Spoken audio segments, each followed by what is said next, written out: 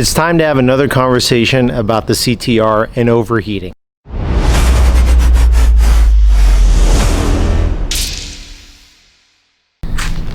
All right, let's get the car loaded.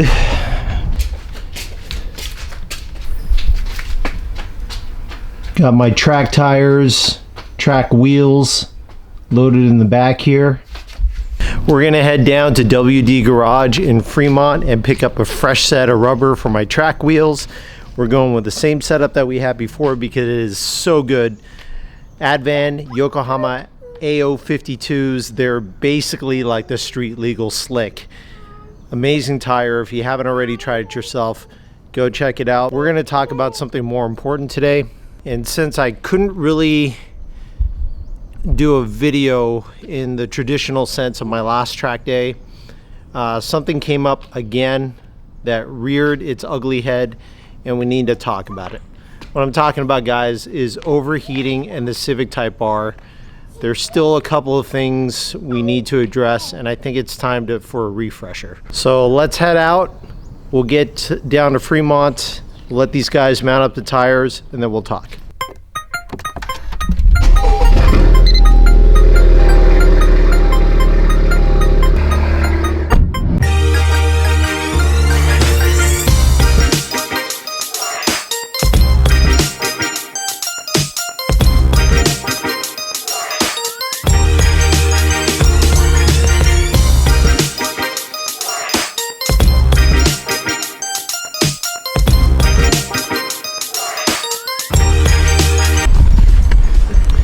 All right, we're here at WD Garage. Let's get the... Well, that's not good.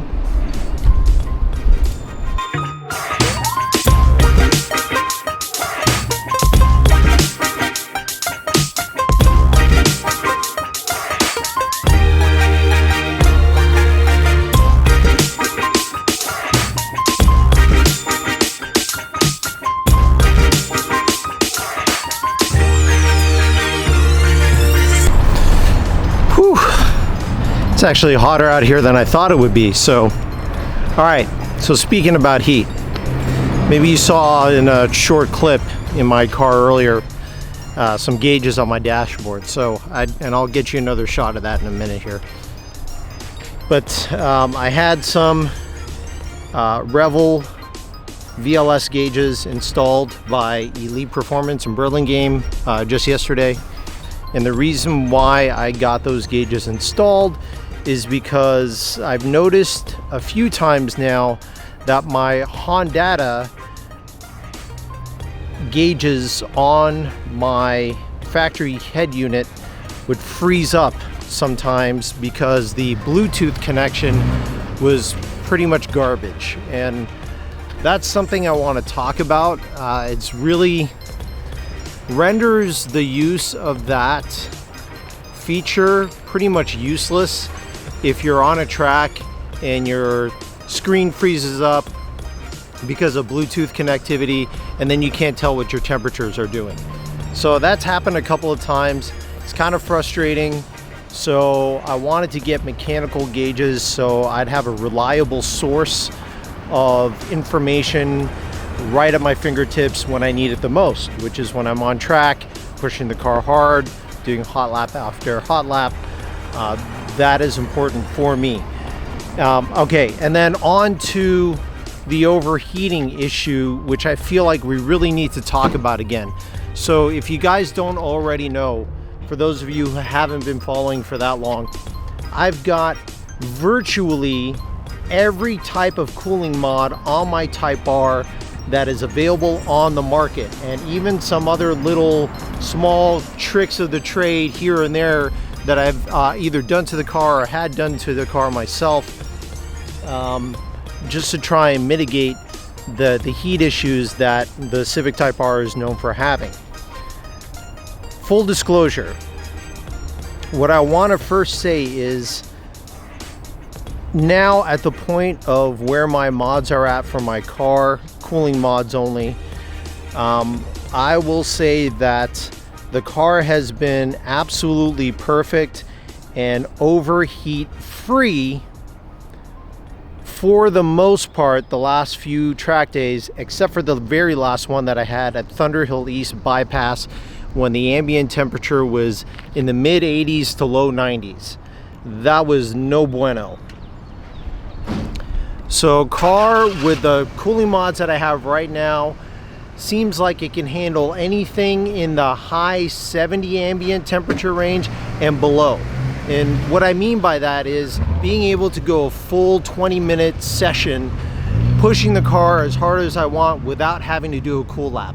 That's what I'm trying to do. That is my main goal. That's what I've been able to do in the cooler months leading up to my last track day, which was hot as hell. And what's even more frustrating is my last track day, I had some other check engine light issues. Another error was popping up because I didn't update my Honda Flash Pro. So there was an update that helped eliminate one of the errors that kept popping up in the ECU.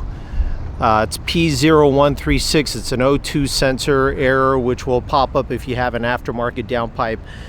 I didn't disable that feature. Now it's disabled, so it's good. We shouldn't be getting that error anymore, but I hadn't had that done before my last track day, and about 3/4 of the way of each of the 3 sessions that I did, the engine went into limp mode and I had to crawl off of the track, and it was terrible. It was embarrassing. It was frustrating. It sucked because on top of the overheating issues, I couldn't really finish a complete session. Now, having said that, even though I couldn't complete the session, I was still on the bleeding edge of overheating. So had I been able to go even just one more hard lap, I would have had overheating issues, and that wouldn't have been good. How do I know that? Well, my Honda screen, right when it stopped functioning and right when it froze, was reading 241 to 245 water temp, which is way too hot. And then it froze on me, and then I couldn't tell how much past that point it had actually gotten. Now with the Civic Type R, if you get to a certain point, the car will start warning you, you need to stop now, stop driving, pull off to the side of the road if it's safe, which I've actually seen before on one of my very first track days, albeit at Thunderhill East bypass, before I had any of these cooling mods on there. Didn't quite get to the point to where I was badly overheating, but definitely reaching the point to where I was about to overheat. And I found out later that I was starting to overheat because when I popped the engine bay, some of the coolant had spilled out of the overflow of the coolant reservoir and was splattered a little bit through the engine bay, and I'll show you guys a clip of that. Okay, so let's list off the mods that I have for cooling. The first one I want to list off is the intercooler, which is not actually a cooling mod, and I'll explain to you why. When you get an aftermarket intercooler, it's usually going to be larger than the factory intercooler. The reason why it's larger than the factory intercooler is so then it can handle more horsepower and do a better job of cooling down the air going into the turbo. Now, while that does cool the air going into the turbo, that causes the engine to then produce a little more horsepower, which generates more heat, which defeats the whole purpose of cooling mods. And since you now have a larger intercooler in the front of your car, that is less air that is getting to the radiator that is behind your intercooler. So I know the popular thought and the misunderstood thought of intercoolers is that it's a cooling mod. It actually isn't, and it's actually detrimental to the act of cooling down your engine. Now, I've spoken to Russell at Acuity at length about some of these things, and he's got a lot of great insight on how to keep the Civic Type R engine cool.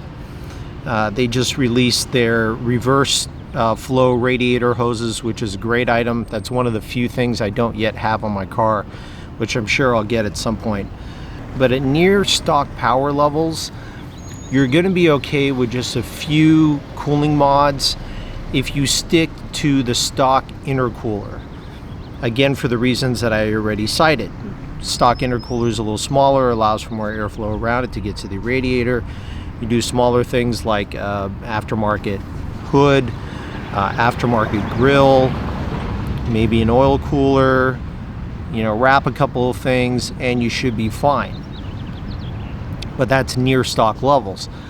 I'm not near stock levels of power. I'm quite a bit past that, and being that I'd like to tweak my cars, I'm, you know, like many of you, I'm not going to leave my intercooler stock, even though in the long run that's probably the better solution for cooling. So all right, let's go through the mods that I have for cooling. Intercooler, which is not an actual cooling mod. Koyorad radiator, turbo blanket, ceramic coated and wrapped, downpipe, wrapped, front pipe, reflective tape on the front side of my oil pan, which is on the front pipe side of the oil pan, spoon thermostat, aftermarket hood, aftermarket grill, fog light delete, Greddy oil cooler. I'm going to throw the PRL titanium inlet pipe in there as well, because titanium does not absorb heat nearly as badly as regular aluminum or steel or plastic, and that is also gold foil wrapped. And then among other little things like water wetter in your coolant and a water mix with your coolant to help with the cooling duties. And that, off the top of my head, is all I can think of. I'm almost positive I'm missing a couple of them. But the other couple of mods that I'd be interested in doing are the Acuity reverse flow radiator hoses. Maybe figure out a secondary cooler either for water or oil on the horn side of the bumper, and anything else that's, you know, the industry comes up for an idea. But to tell you the truth, as frustrating as the struggle with cooling in the Civic Type R has been, I gotta tell you, I'm kind of tired of spending all of my time, money, and effort on modifying this car for the sole purpose of trying to mitigate the overheating issue. Now, I should state, because this is very important to state, because I know some of you are going to make comments and say, oh, I've done this and I track my car and I don't have cooling issues and I'm fine and I did some of the same, blah, blah, blah, blah, blah. That's great. I'm really happy for you. But what I'll tell you is, what I've learned is the tracks that induce overheating more than others are the ones that have long, high-speed straightaways leading to a series of short, slower turns, like Laguna Seca, like Thunderhill East bypass.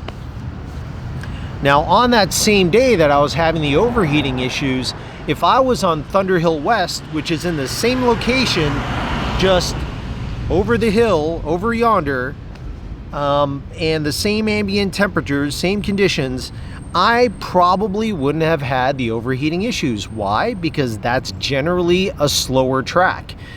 You're not reaching the same speeds that you are on Thunderhill East. So I might have been okay. And so what I've learned with the mods that I currently have is any ambient temperatures below 75 degrees, the car is good. I can go full session with no cool down laps and push a car as hard as I want, and it's good. I've done it. I've done it a few times now. I feel confident that the car can handle it. But anything above 75 degrees ambient, the day I was overheating at Thunderhill East, the ambient temperatures were 81 to about, well, actually mid 80s to low 90s, and the car just didn't want to have it. So while the mods that I now have expanded my range of operation, it still hasn't solved completely the cooling issue that the Civic Type R has. Now, the other solution, and what turnkey racing Civic Type R crew has done, is modifying the crash beam, or not having a crash beam, and V-mounting the radiator and the intercooler. That's not an option for street cars because by law we have to have the crash beam. So I think at this point I'm done. I'm done trying to figure out the cooling issue with the Civic Type R. It's been too frustrating and too expensive to figure it out. I'm done. Now, before y'all start commenting and sending me messages and, oh my God, he's gonna sell the Type R, I'm not selling the Type R. The Type R is not going anywhere. But what I will tell you is the Type R will now be a early spring and winter track car only. I'm not going to race it. I'm not going to put it on a track during the summer or when the weather is super hot, if I can help it. Now, I've got a solution for that, because I'm not going to stop going to the track just because I can't drive the Type R. And I'm not going to tell you what my solution for that is yet. You're going to have to wait. I felt like we needed to do a refresher on the cooling problem with the Type R, let you guys know what my situation is with the mods that I have. I know a lot of you asked what kind of cooling mods that I have. There it is. Overall, the Type R is great. It's as well set up a track car as you could dream to have. There's a very small percentage of time when even the mods that I have are not going to cut it cooling wise, but like I said, I have a solution for that coming up hopefully soon. That's it for today's video, guys. Thank you so much for joining me again. I hope this information is useful to you. Don't let this discourage you to taking your car. Don't feel like you have to do all of these cooling mods to your Type R before you get out to a track. Just go out to the track, enjoy your car. If you get to the point to where you're overheating, then address it, because you might not be on a track that is going to induce overheating. You might not be pushing the car hard enough that will induce overheating. Your ambient temperatures might be okay, that it might not induce overheating. So don't take this and this information that I'm giving you as the holy grail and all the things that you must do before you take your car out into the track. They are not 100% necessary. They're necessary for the tracks that I'm on and the time of years that I drive and the power output that I have and how hard I'm pushing my car, but not for everybody. Still frustrating nonetheless. So anyways, thank you again. Thank you for joining me. That's the end of the video. Until next time, don't forget to like, share, subscribe. It really helps get this video out to enthusiasts just like you. And until then, stay hungry, stay fast, stay tuned. I'm Michael Baxi, and I'm out.